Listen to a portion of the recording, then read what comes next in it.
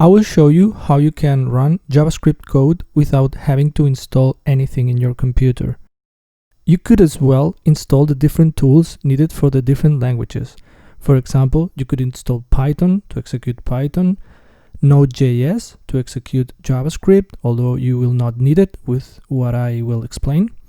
For Java, you could install the JDK for Java, and Kotlin also uses the JDK for Java.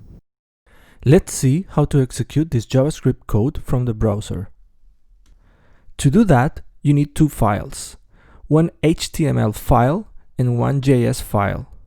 The HTML file is a kind of file that the browsers can open. This HTML file will just display this message, but the important part is the line below. This line will load the example.js file, which contains the program, and will execute it. I have these two files here in my computer, the HTML file and the JavaScript file. They are in the same folder. I will double click on the HTML file and you will see that it opens on the browser. But I don't see the hi from JS message, which is what I want to see, which is the program. So what is it? To see it, I need to open the console. I'm using Google Chrome. In Google Chrome, you need to open More Tools, Developer Tools, and then you click on Console.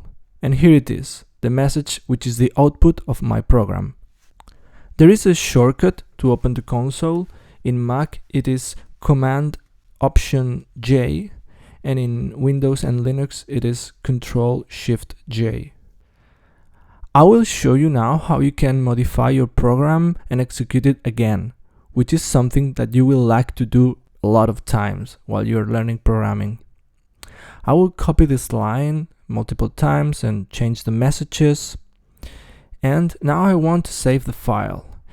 In the text editor that I'm using, which is Sublime, you can see here a circle. And when I click Command S to save the file, the circle disappears.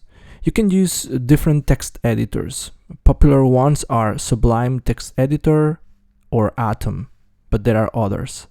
You can also see colors that help you read the code here.